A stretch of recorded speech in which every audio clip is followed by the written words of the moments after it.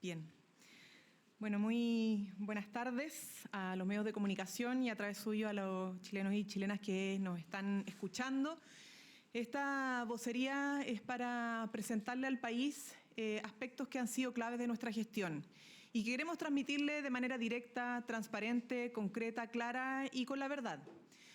Cuando asumimos el gobierno tuvimos que enfrentar 4 crisis que se estaban desarrollando en nuestro país y que tuvimos que enfrentar con mucha decisión. La crisis de seguridad y migratoria, la crisis económica, pero también la crisis en el sistema de salud y en el sistema educacional.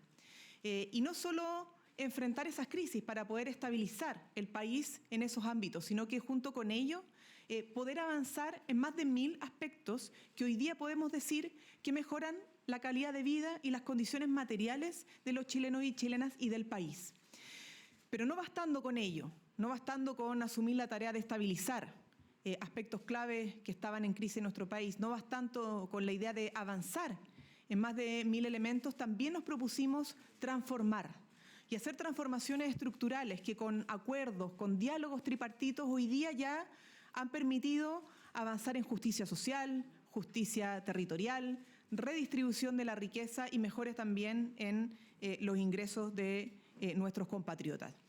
Por eso hoy día le estamos presentando los más de 1000 avances, que podrán encontrarlos además en www.1000avances.cl, que están a disposición de todos ustedes, donde van a poder encontrar justamente cuáles son los 15 principales avances, los más de 1000 que han desplegado todas las carteras de gobierno y que podemos encontrarlas también clasificados por educación, salud, crecimiento y empleo, innovación, tecnología, medio ambiente y desarrollo, Chile en el mundo, a propósito también de los avances que ha tenido nuestro país a nivel internacional, en materia de obras públicas, por cierto, en materia de seguridad y migratoria, en educación, en mujeres, en infancia, en el área social, etcétera, etcétera.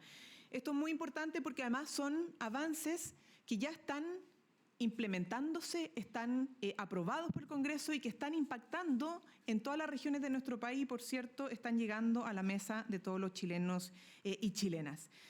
Quiero cerrar señalando que aquí está el principal sello de gobierno. La tarea que hemos tenido que asumir en estos casi 4 años ha sido principalmente estabilizar, avanzar y transformar. No por tener que haber enfrentado distintas crisis, dejamos de transformar. Y ejemplo de ello, la reforma de pensiones, que si bien no terminó con la AFP, creó un seguro social que hoy día va a aumentarle las pensiones a 2,2 millones de personas, ¿no? Junto con la PGU, esto se va a traducir que además del aumento de la PGU se cree 2 elementos adicionales de aumento de pensión, como la pensión por años cotizados o la pensión que cubre la esperanza de vida para las mujeres y que repara una injusticia por largo tiempo que se estuvo vigente en nuestro país contra las mujeres que cotizaban.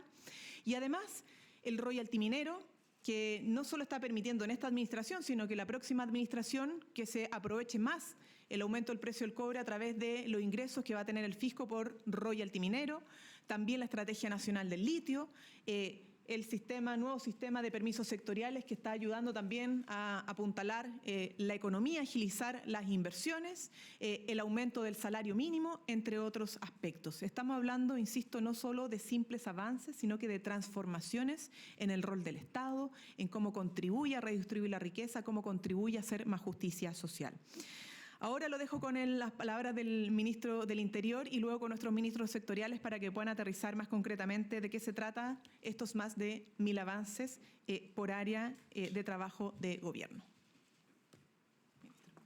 Gracias. Bueno, qué duda cabe, cuando el presidente Boric asumió la presidencia de la República, tuvo que enfrentar crisis heredadas que se originaron mucho antes de que iniciara su mandato. Y por eso el gobierno ha trabajado durante todos estos años para estabilizar el país, para avanzar en iniciativas que mejoran la calidad de vida de todas las chilenas y chilenos y para transformar. Al inicio de este gobierno teníamos una inflación descontrolada, presión migratoria, un aumento sostenido de la violencia y respondimos con responsabilidad fiscal, fortalecimiento del Estado y foco en las personas. Todos recordamos que sin ir más lejos aquí, a pocas cuadras de La Moneda, en la Alameda, había rucos. en el norte, migrantes viviendo en plaza, incluso choques entre chilenos, chilenas y migrantes que generaron hechos de violencia de los cuales había que hacerse cargo. Y en ese contexto hemos impulsado una serie de iniciativas. En primer lugar, para estabilizar la economía, controlar la inflación, restablecer el crecimiento y, adicionalmente, avanzar para elevar los estándares de seguridad a lo largo de todo el país. Y son múltiples las iniciativas que se han llevado adelante y esto nunca ha significado renunciar a la voluntad y vocación transformadora del Gobierno que se ha expresado en reformas relevantes que fueron posibles gracias al diálogo constructivo para reducir la jornada laboral a 40 horas, para aumentar el salario mínimo, para sacar finalmente adelante la reforma de pensiones que se demoró tanto tiempo, para avanzar, por ejemplo, el copago cero. Múltiples iniciativas que mejoran la calidad de vida en Chile que nos permiten avanzar hacia un país más justo. ¿Para qué decir el royalty minero que ha permitido contar con más ingresos a las regiones y a los municipios del país? Y vamos a continuar con este esfuerzo y por eso, incluso en esta última etapa, nos parece tan relevante que se arribe a un acuerdo que permita, en primer lugar, resolver el drama del CAE y avanzar hacia una nueva forma de financiamiento de la educación superior y, adicionalmente, sacar adelante el proyecto Sala Cuna para Chile. Respecto del Ministerio del Interior, hemos impulsado importantes iniciativas en materia migratoria. Solo como dato, antes de que se implementara el acuerdo con Bolivia, el porcentaje de reconducidos a Bolivia era relativamente bajo, 10%. Ya a fin de año las cifras superan el 95%. ¿Para qué decir la reducción de la migración irregular? De más de 56.000 el año 2021, antes de que asumiera el presidente Boric, poco más de 26.000 en lo que respecta al año pasado. Y para qué decir la nueva institucionalidad que hemos implementado para efectos de responder de mejor forma a las emergencias. Un dato simple y concreto. El presupuesto para enfrentar los incendios forestales ascendía a poco más de 75.000 millones de pesos al inicio del gobierno. Para esta temporada, más de 160.000 millones de pesos. Un aumento de más del 100% que nos ha permitido dar rápida respuesta ante las distintas necesidades. Por eso es necesario perseverar estos esfuerzos para seguir construyendo un Chile más justo.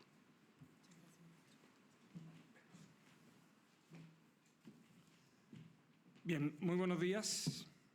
Si uno quisiera hacer evaluaciones sectoriales y comenzara por seguridad, creo conveniente tener presente que cuando hablamos de estabilización, entre el 2021 y lo que va del cierre del año 2025, en el caso de la macrozona sur, como es de público conocimiento, como se han entregado regularmente las cifras, el porcentaje de reducción de la violencia rural es de alrededor del 80%.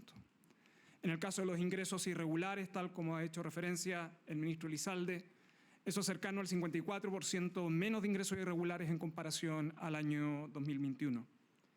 Y en lo que ha significado una de las principales atenciones del país en torno a homicidios consumados, que el país tuvo su tasa más compleja el año 2022, 6.7, el año 2024 por cada 100.000 habitantes, el año 2024 eso llegó a la tasa de 6 por cada 100.000 habitantes, y los resultados preliminares del año 2025, los confirmados del primer semestre y los estimados que ya tenemos para el segundo semestre del año 2025, nos van a arrojar probablemente una tasa cada 100.000 habitantes de aproximadamente 5.4.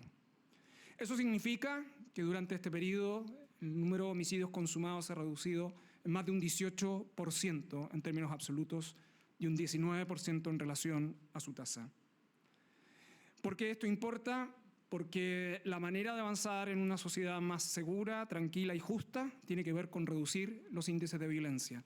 Por eso también cuando ustedes aprecian la reducción de los robos violentos durante este periodo ha sido muy significativo. En lo que se refiere a los avances, qué duda cabe que en materia de seguridad los acuerdos entre el gobierno y la oposición implicaron fructíferos desempeños desde el punto de vista legislativo.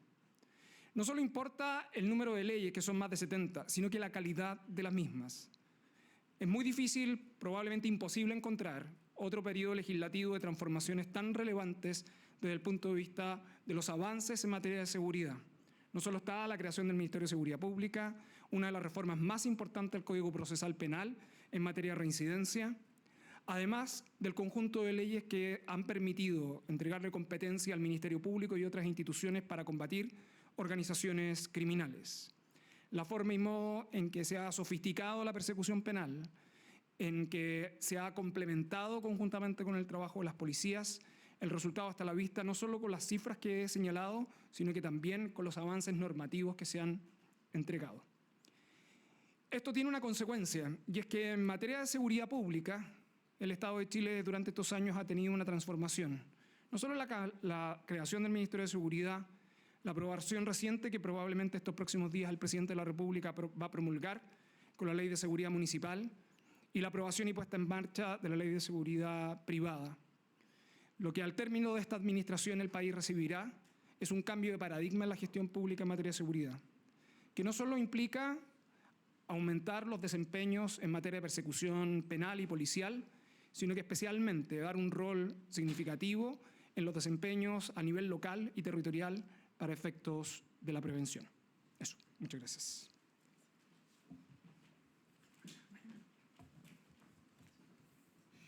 Muy buenos días. Este gobierno cuidó la economía y por eso generó las bases para progresar más rápido y de manera más justa. Partimos estabilizando las cuentas macroeconómicas y eso tuvo un impacto directo en reducir radicalmente la inflación y proteger el bolsillo de los chilenos y chilenas. Además, permitió bajar la tasa de interés y, por lo tanto, fortalecer la inversión. Avanzamos en crear mejores condiciones para la inversión. La ley de permisos sectoriales agilizó drásticamente la aprobación de proyectos. En el ámbito ambiental, el año pasado terminó con la mayor aprobación de proyectos de la historia del sistema de impacto ambiental. Creamos el programa Permiso Ágil para las pequeñas y medianas empresas. Y todo eso redundó en un rápido crecimiento de la inversión. Este año vamos a tener la más alta tasa de inversión de los últimos tiempos y el año pasado ya vimos un incremento en la productividad. Todo eso conduce a un mayor crecimiento y, por lo tanto, mayores ingresos para chilenos y chilenas. Nos importó mucho hacer transformaciones que mejoraran la calidad de vida de los chilenos y chilenas. Las recientes cifras de la CACEN dan cuenta de los resultados logrados. La pobreza se reduce de manera importante y eso ocurre porque aumentaron las pensiones, aumentó el salario mínimo, aumentaron los salarios en general, se crearon 600.000 empleos y se crearon las condiciones para distribuir mejor la riqueza de nuestros recursos naturales a través del royalty minero y la ley de fraccionamiento pesquero que aumenta las cuotas para los pescadores artesanales. Particular énfasis pusimos en crear las condiciones para que Chile creciera de manera sostenible en el tiempo. Creamos un nuevo programa, el Programa de Desarrollo Productivo Sostenible, que a lo largo del gobierno invirtió 500.000 millones de pesos en crear o fortalecer nuevas industrias. Resultados concretos. La industria del litio, donde el Estado va a tener un rol particular, va a multiplicar sus niveles de producción y además incorporar valor agregado. Lo mismo ocurre con la industria del hidrógeno verde, que ya ve sus primeros proyectos nacer. Los centros de procesamiento de datos es una nueva industria para Chile. Y todo ello ha ido acompañado de un programa de fortalecimiento en habilidades para los trabajadores y en proveedores para abastecer estas nuevas industrias. Chile cuenta con bases para crecer muchísimo mejores que las que heredamos del gobierno anterior y que augura mejores tiempos para chilenos y chilenas.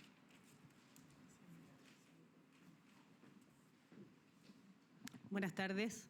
Qué duda cabe que el sector salud estaba en una situación crítica el año 2022. Recordemos que estábamos viviendo la peor emergencia sanitaria que hemos vivido, de hecho, en la historia de la República, con un aumento de la mortalidad general, una disminución de la expectativa de vida, una prolongación de los tiempos de atención de las personas que prácticamente se duplicaron. Cuando nosotros asumimos el gobierno, los tiempos de espera superaban los 20 meses en promedio y en mediana, en cualquiera de las medidas que ustedes quisieran medirlo. Por lo tanto, estábamos en una circunstancia muy compleja. todo el sistema de salud se había volcado a atender la emergencia en forma bastante heroica, por lo cual nosotros agradecemos todo el trabajo que hicieron el personal de salud y las autoridades del gobierno anterior. Sin embargo, eso tuvo secuelas de que el sistema de atención primaria estuvo dedicado a la emergencia, también los hospitales, tuvo secuelas en personas que no fueron a sus controles y tuvo secuelas también en el atraso de las cirugías. Por lo tanto, en esa situación lo primero que nos correspondió a nosotros fue estabilizar el sistema. ¿Cómo se estabiliza el sistema? Primero, a través de una prioridad del sector que se ha reflejado en este gobierno con un aumento más del 30% del presupuesto sectorial durante estos 4 años. Dentro de las medidas que se tomaron, primero el copago cero, que se implementó en septiembre del 2022 y que ha significado un ahorro de 294.000 millones de pesos para familias de clase media que ven más protegido su bolsillo, no solo con esta medida, sino que también con los convenios que ha establecido FONASA y la Cenabás para la compra de medicamentos. Dentro de las prioridades, por supuesto, para avanzar, tuvimos que avanzar en lo que significa reducir los tiempos de espera, que fue la prioridad de la gestión de estos años. Y hemos logrado, justamente ¿cómo? Aumentando la capacidad resolutiva de la atención primaria, recurriendo al sector privado y aumentando la producción del sistema público, incluso con proyectos innovadores como los centros de resolutividad regional, con lo que hemos logrado mejorar la producción de servicios, recuperar toda la capacidad productiva que teníamos antes de la pandemia, incluso superarla, mejorar, por ejemplo, las cirugías mayores ambulatorias, que antes era una proporción más baja y hoy día es más alta, que es más eficiente, y con eso hemos logrado reducir los tiempos de espera. Lógicamente, también dentro de estas áreas hemos hecho transformaciones, como es, por ejemplo, incorporar la salud digital en una forma mucho más extendida, lo que va a permitir seguir avanzando y mejorar los sistemas de información. También tuvimos que enfrentar lo que es la crisis de la salud mental. Esa no es una crisis que nos afecte a nosotros por separado, afecta a todo el mundo y se ve agravada después de la pandemia. ¿Qué es lo que hemos hecho concretamente para responder a la salud mental? Hemos tenido cambios a nivel de política, con proyectos de ley, programáticos, con la creación de, por ejemplo, los teléfonos para el suicidio, el asterisco 4141. Hemos tenido prioridad también para el tratamiento de la demencia. Hemos formado más especialistas, 400 psiquiatras más durante estos años para adultos, 150 psiquiatras infantiles. Hemos generado la garantía GES. Hemos llegado a 90 problemas GES. Uno de ellos es el tratamiento hospitalario de la depresión grave de los niños, que además tiene en la Ley de Salud Mental otro beneficio cuando se logre aprobar. Y también hemos construido los centros comunitarios de salud mental que ya existían y que en este gobierno se comprometieron entre habilitar y construcción 15 nuevos centros. Por lo tanto, también se ha avanzado en el tema de salud mental. Y en el área de transformación, tenemos que hablar también y estar orgullosos de lo que hemos hecho con las campañas de invierno, con las vacunaciones y con la incorporación de la inmunización con el anticuerpo monoclonal. Nunca Chile había tenido una portada de una revista internacional científica para una política pública que se haya hecho en el país. Eso ocurrió en este gobierno, gracias a la incorporación del anticuerpo monoclonal para el virus sincicial y que permitió tener 2 años con 0 muertes en los menores de 1 año, que es un orgullo no solo para nosotros como gobierno, es un orgullo para toda la comunidad científica y un orgullo que ha cambiado y ha transformado lo que es el invierno en la pediatría de todo Chile.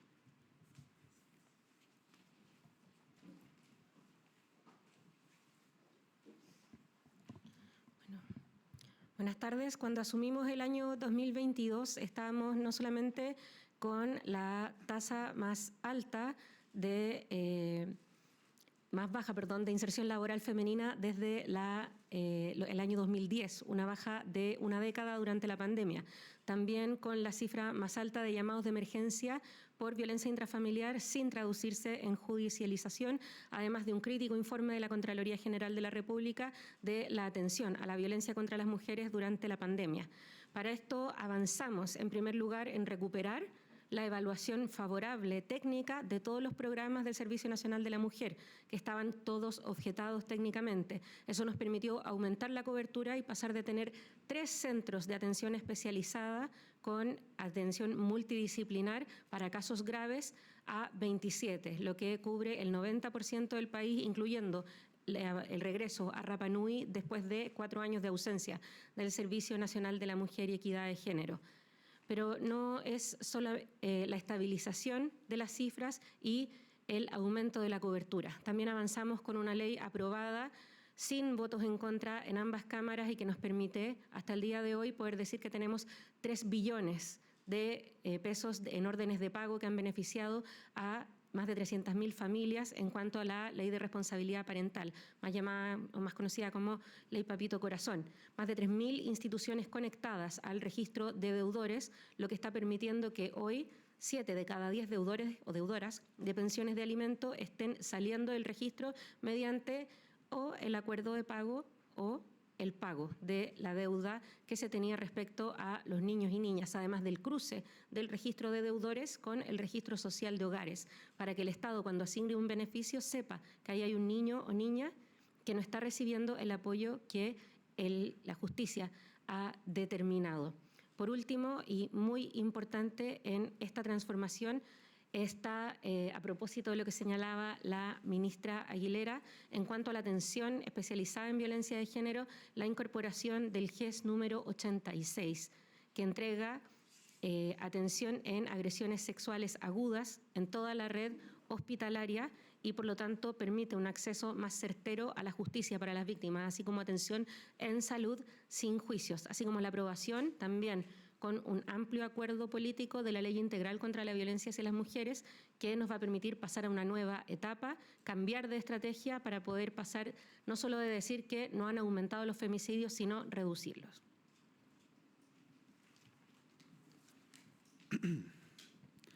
Tal como se ha señalado anteriormente, el 2022 fue un año en el que retornamos después de una pandemia que trajo muchas consecuencias, y en educación precisamente fue uno de los sectores que se vio más golpeado por los efectos de la pandemia.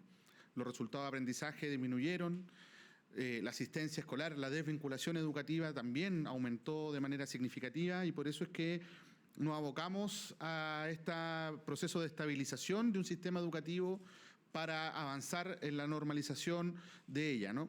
Y esto se traduce efectivamente en algunas cifras que me parecen que son bien significativas.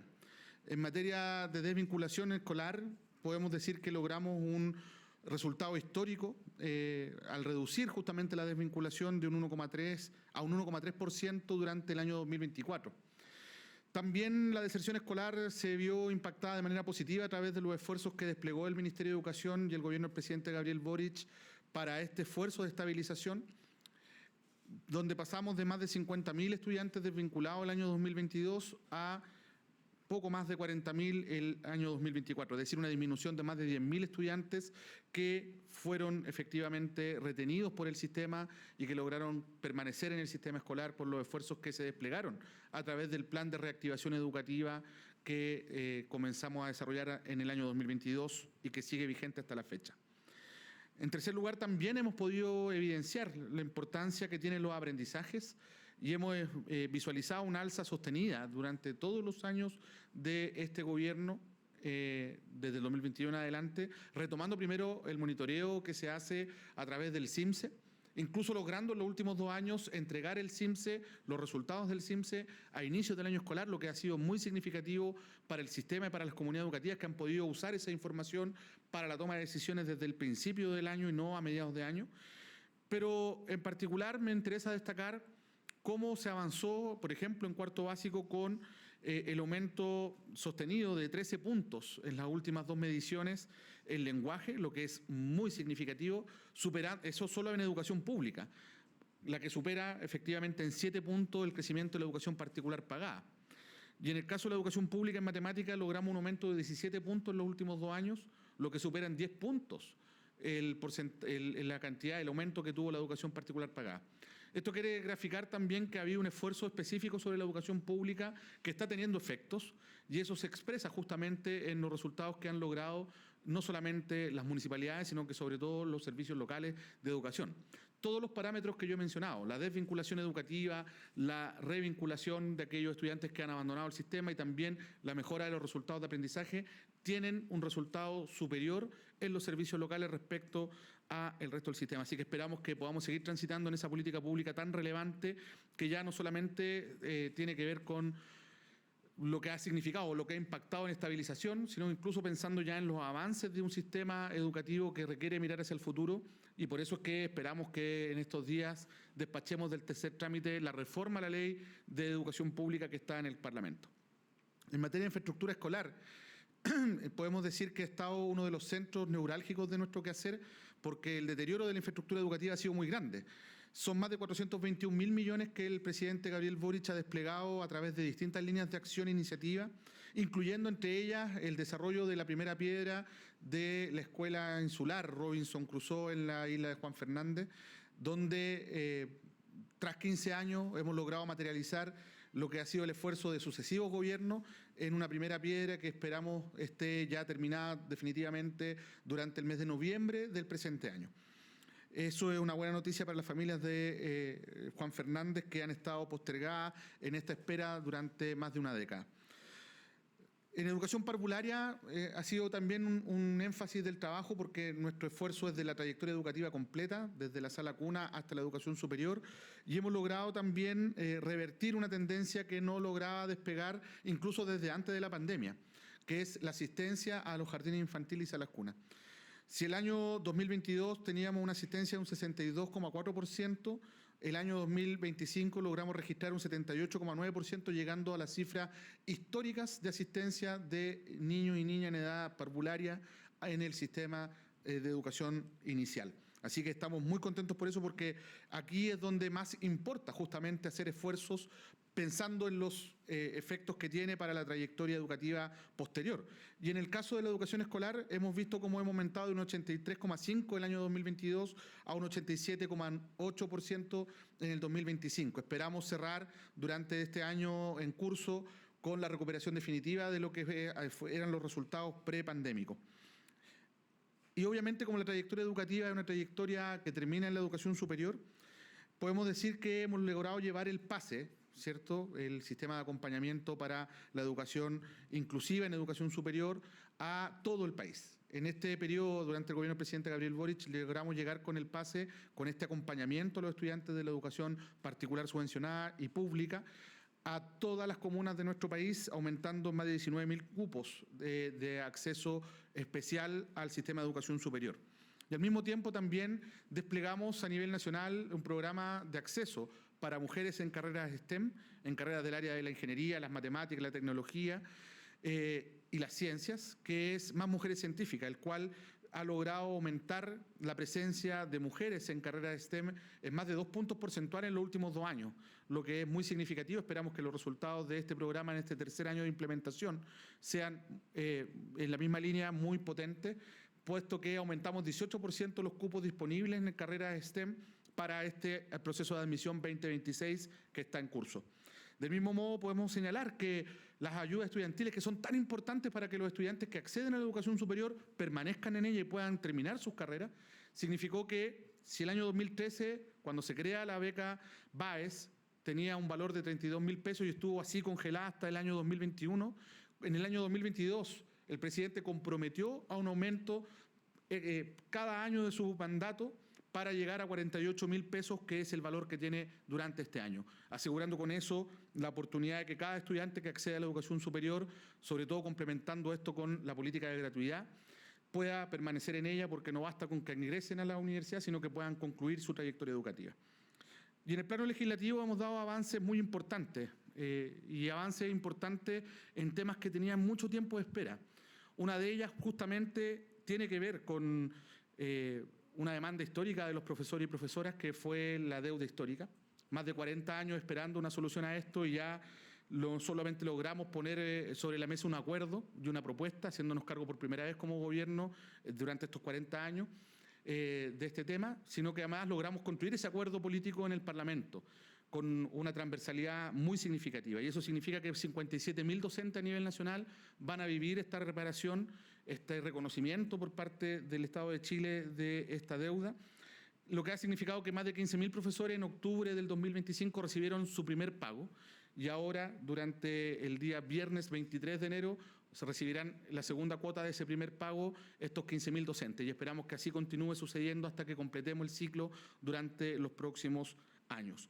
Y obviamente esperamos que el ciclo de avances que hemos logrado desarrollar, estabilizando un sistema que estaba en riesgo después de la pandemia, se consolide con la aprobación de 2 proyectos de ley que son muy importantes: el proyecto de ley de convivencia educativa, y bienestar de las comunidades educativas, que está en tercer trámite en el Parlamento, y la nueva educación pública, la reforma a la política que ha implementado, ¿cierto?, esta transformación educativa de los servicios locales a lo largo del país.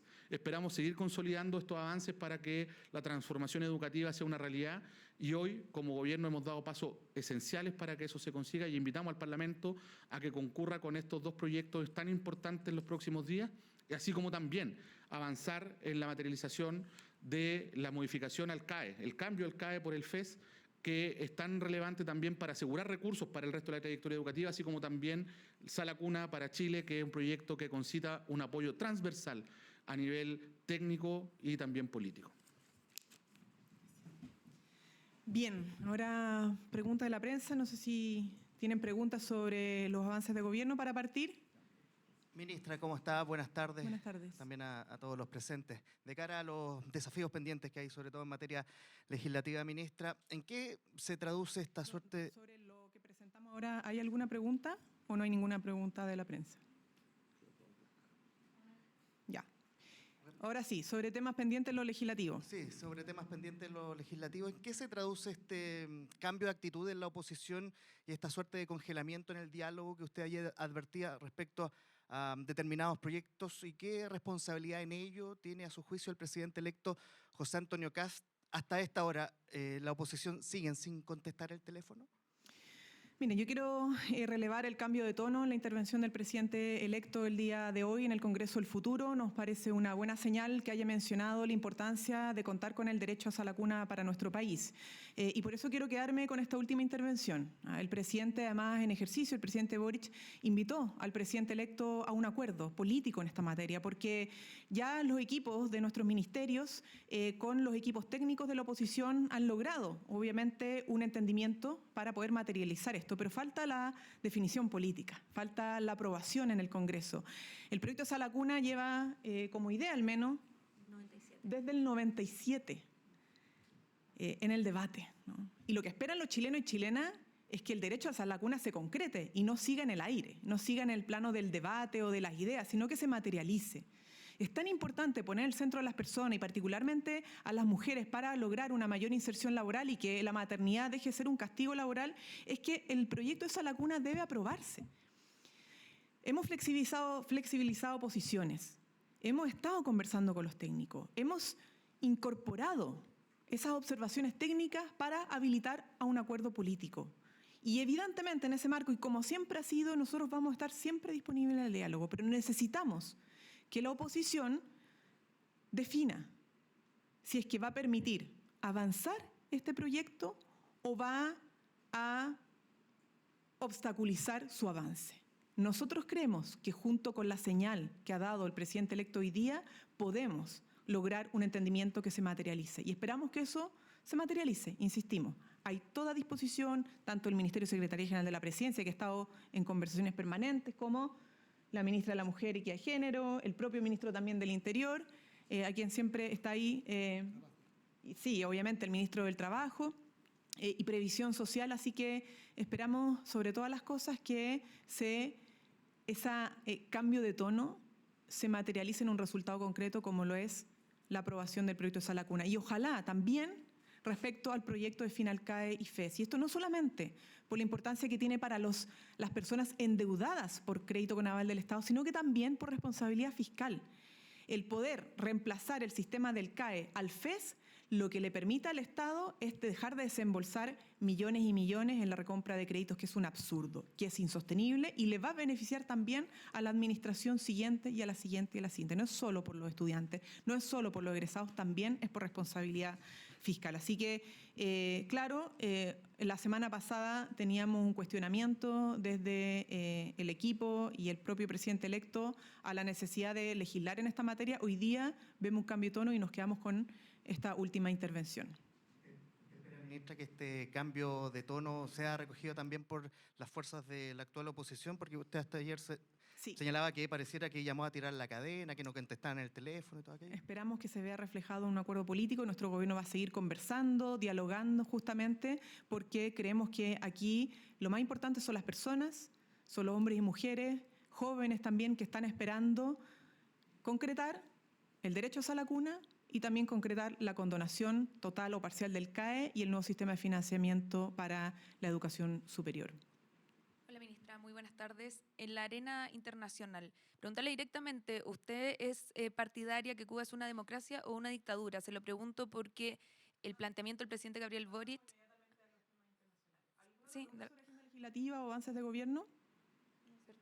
No, No, estamos en el- ninguna más. Es que quedó claro con todas las Ah, sí. intervenciones de los ministros. Y la otra no ha quedado clara. No, la otra no, Ya. pero por eso le estoy preguntando a usted, ministra, sobre la postura, porque hay diferencias claras entre la postura del presidente Gabriel Boric frente, por ejemplo, a Cuba, con lo que ha dicho el presidente de su partido, Lautaro Carmona, y la comisión política de su partido. ¿Usted a qué postura se adhiere? Y segundo, también, ¿haría un llamado, como lo hizo la ex candidata Janet Jara, a evaluar las posturas internacionales del PC? Ustedes saben que no soy vocera del Partido Comunista, soy vocera de gobierno y en eso la línea ha sido clara. El presidente fija la política exterior, el presidente ha en reiteradas oportunidades señalado cuál es su posición en torno a distintos regímenes políticos, sistemas políticos, no solamente en América Latina, como lo podría ser Venezuela o Cuba, sino que en el mundo. Y por eso, aquí desde el gobierno lo que hacemos es sostener lo que fija el presidente como jefe de Estado en materia política exterior. Las opiniones de los partidos son de los partidos que tienen no solamente derecho a tenerlas, sino que son los quienes tienen que referirse a por qué de esas posiciones, cuál es la reflexión que está detrás. No es de este gobierno ni tampoco la tarea de los ministros de Estado estar opinando sobre reflexiones propias personales cuando somos autoridades de gobierno y que estamos detrás del presidente de la República en esta materia. ¿Es un error por parte de Lautaro Carmona criticar la postura del presidente Gabriel Boric y catalogarlo, de hecho, como un error frente a Cuba? Es que vivimos en una democracia y tenemos una alianza de partidos que es diversa y que tiene miradas distintas y no por eso perjudica en lo absoluto lo que es la posición de un jefe de Estado que ha sido clara, sostenida y aunque le haya valido de críticas o aplausos en Chile y en el mundo, ha sido coherente respecto a lo que él ha manifestado, el derecho internacional, la defensa de la democracia siempre, de los derechos humanos y esa es la posición del presidente que convive en una diversidad de opiniones, insisto, tanto en Chile como en el mundo. Hola, ministra, ministros. Muy buenas tardes. Quería Buenas preguntar al tardes. ministro Elizalde, por favor. Respecto al proyecto de reajuste al sector público, quería preguntarle en qué consiste la indicación que va a ingresar el gobierno a este proyecto que la oposición ha llamado una ley de amarre, respecto de los funcionarios que tendrán derecho a reclamar ante la Contraloría en caso de ser despedido. Entendemos que se les reconocerá el derecho a quienes tengan al menos 5 años y no solo 2 como ahora. Si usted nos puede explicar bien el detalle de esa modificación y si ya con eso creen que se da la viabilidad política de avanzar en este proyecto. En primer lugar, es necesario recordar que lo que respecta a los funcionarios de confianza, todos estos cesan en sus funciones el 11 de marzo. Históricamente se entregaba una minuta con una sugerencia. Esta vez lo hemos hecho de una manera distinta. En primer lugar, a través de un instructivo suscrito por el Ministerio del Interior, el Ministerio de Hacienda y el Ministerio de Secretaría General de la Presidencia, que establece claramente que los funcionarios de confianza y aquellos que desempeñan labores de apoyo directo en los gabinetes cesan en sus funciones con motivo del cambio de mando. Esto significa, por tanto, que aquellos que ingresaron al gobierno para participar en cargos de responsabilidad política porque adherían al programa del presidente Boric, terminan sus funciones junto con el gobierno. Respecto del segundo punto, a solicitud de las asociaciones de funcionarios y ante la dinámica que se había generado en la campaña, ellos plantearon la importancia de velar por, obviamente, un marco jurídico adecuado respecto de los funcionarios que desempeñan tareas permanentes. Doy un ejemplo. Todos aquellos funcionarios y funcionarias que fueron contratados para reforzar los servicios de salud en este tiempo, o los funcionarios que trabajaban en el ámbito municipal y que fueron trasladados a los servicios locales de educación pública. Estos no son funcionarios que hayan ingresado a trabajar como resultado de su adhesión al gobierno. No desempeñan cargos de confianza. Y respecto de ello se planteó una norma que lo que pretende es básicamente establecer que en caso de desvinculación este acto administrativo se fundamente, como ocurre con todos los actos administrativos y como debe ser en un país donde impera el Estado de Derecho. Y efectivamente en ese marco, con el objeto de arribar a un entendimiento, si es posible, se ha planteado la extensión del plazo y por tanto sería una norma que ni siquiera se aplicaría a quienes ingresaron durante el mandato del presidente Boric. De esta manera queda claro que el sentido de la norma es distinto al que lamentablemente se ha generado como producto de una interpretación errónea. Ya, perfecto. Y entendemos que eso se habló ahora en el Comité Político de Empleo, le explicaron al oficialismo esta modificación. ¿Eso también se ha socializado con la oposición para saber si es que hay, para saber, ministro, si es que ya hay viabilidad política con esta Los detalles modificación? los tiene que dar el ministro de Hacienda y el ministro secretario general de la presidencia, que han estado en el diálogo con el oficialismo y con la oposición sobre esta materia. Ministro, buenas tardes. Le preguntaban a la ministra Vallejo respecto de esta especie de congelamiento de relaciones con la oposición. Yo quiero preguntarle directamente por la relación del gobierno con la administración que le va a suceder, con José Antonio Kast y también con sus equipos. Vimos la semana pasada duros intercambios entre el gobierno en ejercicio y el presidente electo. También hoy el presidente Boric se refirió a estas críticas que se emitieron en ICARE. ¿Cómo va ese traspaso y cómo conviven todos estos episodios de tensión con lo que se ha planteado respecto a que va a haber un traspaso ordenado y en buenos términos? Bueno, yo creo que aquí hay que distinguir. El gobierno está trabajando por un traspaso de mando que sea ejemplar.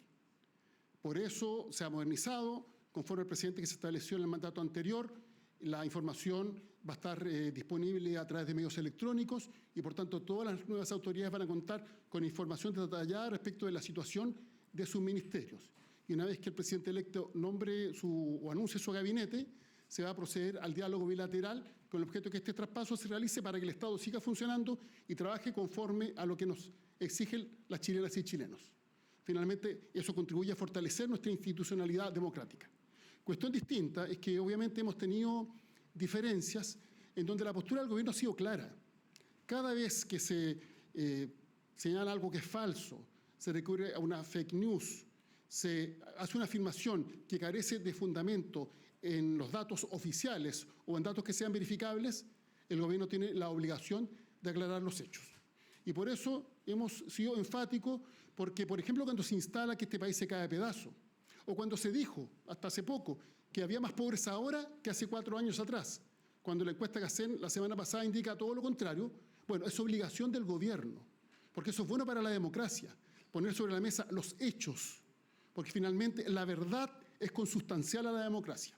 Y el debate político es de mayor nivel cuando se realiza sobre la base de hechos verificables y de información oficial, y no sobre la base de fake news, mentiras o medias verdades.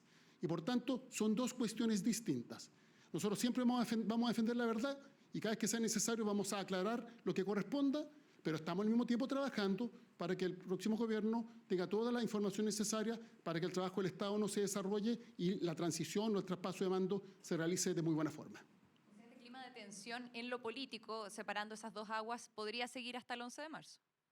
Pero insisto, el traspaso de mando tiene que ver con cómo funcionan las instituciones. Y cuestión distinta es el debate democrático.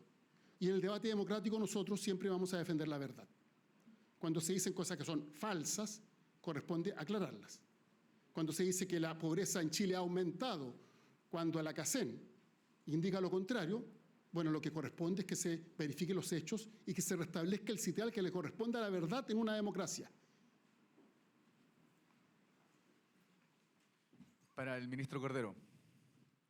Ministro, buenas tardes. Buenas tardes. Sobre el desalojo en la megatoma de San Antonio, hoy se vieron imágenes bien complejas, bombas molotov, barricadas, petardos, varios hechos de violencia en el medio del desalojo. ¿El gobierno tiene certeza de si los encapuchados que actuaron ahí son parte de la toma o son agentes externos? Eso por primera instancia, ministro. Y si en la evaluación que hace el gobierno respecto al procedimiento, ¿consideran que los efectivos policiales fueron sobrepasados en algún momento? A ver, en primer lugar, señalar que esta es una demostración fehaciente y adicional de que los fallos judiciales se cumplen y se deben cumplir. Los desalojos no es una cuestión extraña de estos últimos años y habitualmente todas las semanas tenemos alguno de características siempre dotados de la complejidad. Eso significa que tanto Carabineros de Chile, la Policía de Investigaciones, los delegados presidenciales, el Ministerio del Interior, el Ministerio de Desarrollo Social y diversos municipios que han participado en los procesos de desalojo ya tienen protocolos bien establecidos. Esos protocolos suponen, por un lado, el despliegue policial, cuánto es la demanda de servicios policiales para ese lugar, y en segundo lugar, la información previa. Hago esta pequeña introducción para señalar que en el caso de este desalojo, por las características de esta toma, es la toma más grande que tiene el país, es por cierto una ocupación ilegal que es anterior al inicio de esta administración y que ha logrado establecer un cauce jurídico durante ella. Durante el año 2024, el desalojo de esta toma ha sido planificada con detalle por parte de la Autoridad de Vivienda, el municipio, la delegación, Carabineros de Chile y el Ministerio de Desarrollo Social. Dicho esto, el desalojo se está realizando de conformidad al plan que informó el Ejecutivo a la Corte y que la Corte de Apelaciones de Valparaíso no solo ratificó, eso en consecuencia implicaba que a partir del día de hoy comenzaba el desalojo en las 3 cuadrículas que están informadas. En segundo lugar, el despliegue policial, tanto el que se ejecuta al interior de la toma como aquel que está asociado a control de orden público, está instalado desde el día de ayer, incluyendo los medios destinados para ese fin. Lo tercero es que los inicios de los desalojos suelen provocar conflictos similares a los que ustedes han visto el día de hoy. ¿Han sido extraordinarios en relación a desalojos anteriores? La respuesta es no. En relación a la cuadrícula que hoy día, de la cual debía tomarse posesión, ¿se pudo tomar posesión? Sí, y sin ningún inconveniente. Existe, por lo tanto, la programación tanto para mañana y pasado mañana de las 2 cuadrículas adicionales que se deben desalojar. Nosotros tenemos información previa que estaban vinculados a sujetos que probablemente podían obstaculizar o manifestar resistencia al desalojo. No ha sido mayor aquel que nosotros teníamos evaluado. Hay una serie de razones que permitiría explicar eso, que por razones estratégicas, por cierto, no puedo revelar públicamente. Pero en ningún caso, de acuerdo a la programación desarrollada por Carabineros, la fuerza pública ha sido superada. ¿En qué estamos en estos momentos? El propietario tiene que dejar a disposición para la parte del desalojo del día de hoy la maquinaria. Esa maquinaria se está trasladando, que es la que va a hacer las demoliciones y posterior extracción de escombros para continuar mañana y pasado mañana con la misma modalidad. Hay personas que cometieron incidentes el día de hoy, hay algunos detenidos de personas que, por ejemplo, estaban prohibiendo de medios para poder alterar el orden público y esas personas han sido detenidas. De igual modo, se mantiene un mecanismo de vigilancia no solo presencial, sino que vía aérea, de modo tal de identificar a aquellas personas que cometen estos delitos, sea directamente por flagrancia o sea a su vez por un seguimiento con autorización del Ministerio Público respectivamente, de modo que las coordinaciones, incluyendo el requerimiento de fiscales para estos fines, ya se encuentran debidamente coordinadas. ¿Y estas personas son parte de la toma? ¿Son agentes externos? ¿Tienen algún Nosotros tenemos...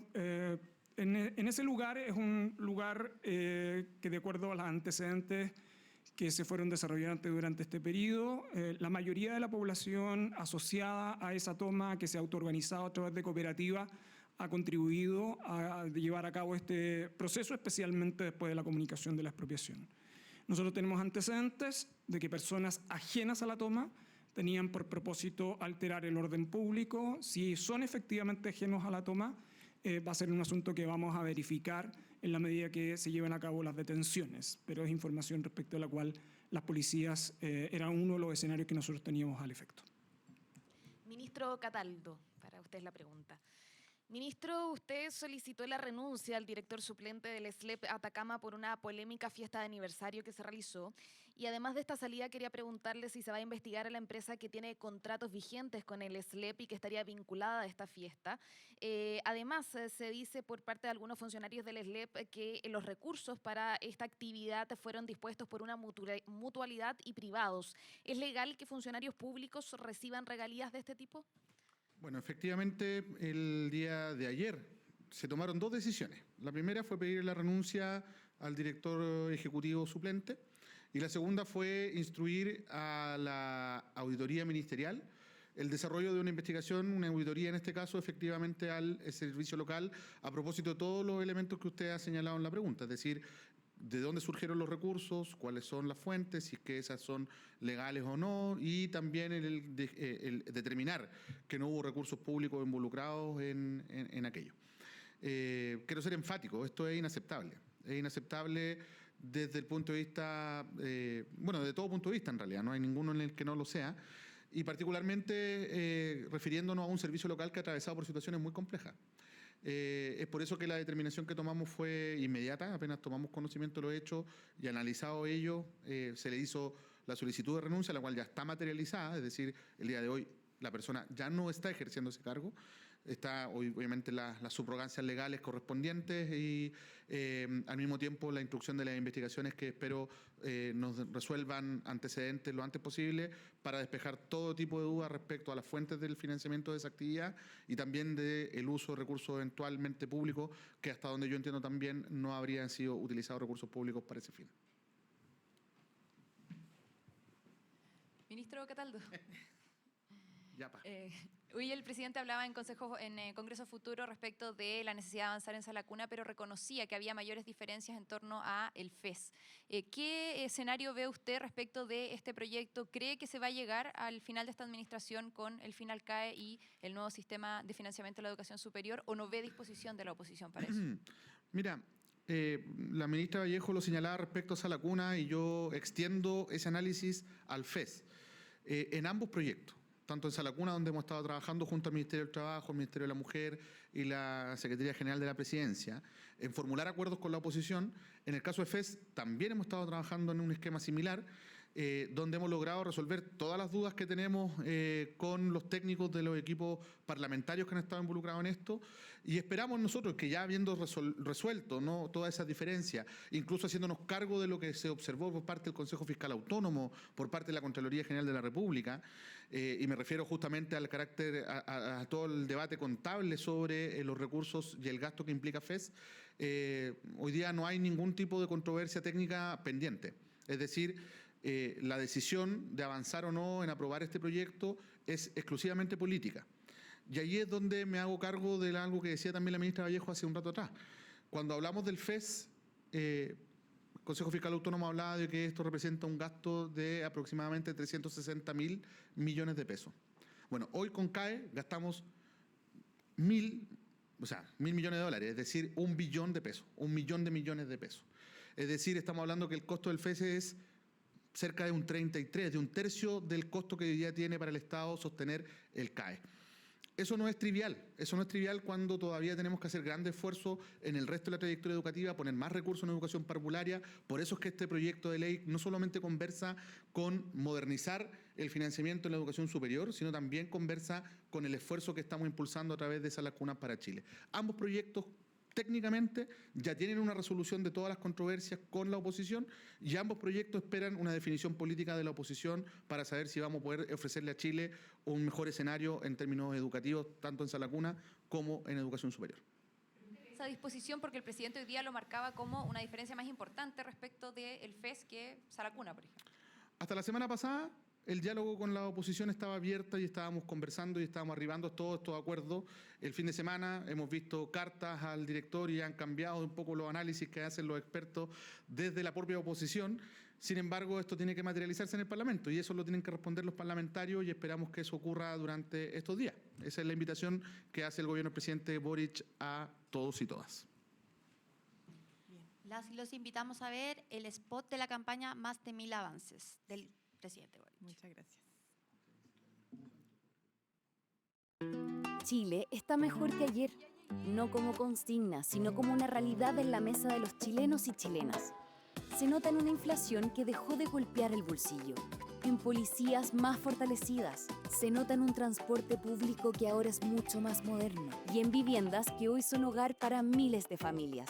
Se nota en el royalty, que empieza a cambiar realidades de norte a sur, en profesoras que durante décadas esperaron justicia y hoy pueden decir me están cumpliendo. En un país que es capaz de caminar y mascar chicle a la vez, avanzar en verdad y justicia y al mismo tiempo empujar inversiones y exportaciones que rompen récords. Hoy hay mejores sueldos, la salud pública es gratuita gracias al copago cero, las pensiones comenzaron a subir y hay más tiempo para los nuestros. Pero nadie puede negar que avanzamos. En los barrios, en los hogares y en la mesa de las familias de Chile hay futuro y hay justicia social.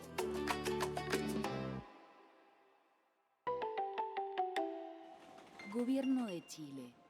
Chile avanza contigo.